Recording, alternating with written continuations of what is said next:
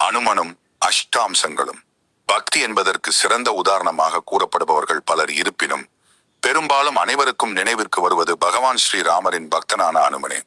அதனை அடுத்து அனுமனை அஷ்டாம்சனுமன் அல்லது ஆஞ்சநேயர் என்று அழைப்பதற்கான காரணம் பற்றி அறிந்து கொள்வோம். அனுமன் 8 விதமான சிறப்பம்சங்களை கொண்டுள்ளதால் அஷ்டாம்ச அனுமன் என்று வருகின்றனர்.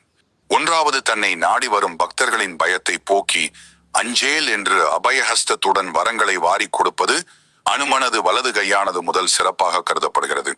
இரண்டாவது சிறப்பாக அனுமனின் இடது திருக்கரத்தில் இருக்கும் கதாயுதம் போற்றப்படுகிறது. இது மனிதனுள் இருக்கும் காமம், கோபம், பேராசை, பற்று, அகங்காரம் மற்றும் வெளி எதிரிகளையும் அழிக்கும் திறன் கொண்டதாகும். 3ஆம் ராமாயணத்தில் லட்சுமணன் உயிரை காப்பாற்றுவதற்காக அனுமன் சஞ்சீவி மலையை பேர்த்து வரும்பொழுது மலையின் ஒரு பகுதி கீழே விழுந்துவிடும். அதுவே மேற்கு தொடர்ச்சி மலையாக கருதப்படுகிறது. அனுமன் இந்த மலையை பார்த்தபடி அருள் பாலிக்கும் மேற்கு நோக்கிய முகமே 3வது சிறப்பாக கருதப்படுகிறது. 4 திசைகளுள் யமதர்மராஜனுக்குரிய திசை தெற்கு திசையாகும். ஆகவே அனுமனின் 4வது சிறப்பாக கருதப்படும் அவருடைய தெற்கு நோக்கிய கால்களை வணங்குவதன் மூலம் மரண பயம் நீங்கி ஆயுளை பெறலாம்.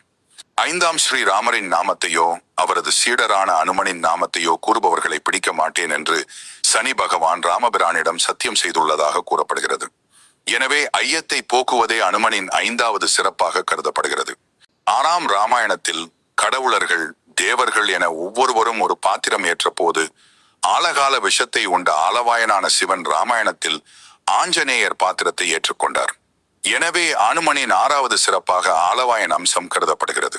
7ஆம் பகவான் விஷ்ணுவின் இருதயத்தில் மகாலட்சுமி அருள் பாலிப்பது போன்று அனுமனின் வலது உள்ளங்கை மத்தியில் மகாலட்சுமி அமைந்திருப்பது மற்றொரு சிறப்பாகும்.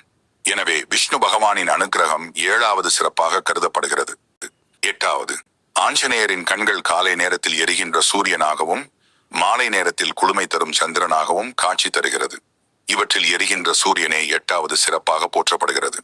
இது போன்ற தகவல்கள் தினமும் தெரிஞ்சுக்க சேனலை சப்ஸ்கிரைப் பண்ணுங்க.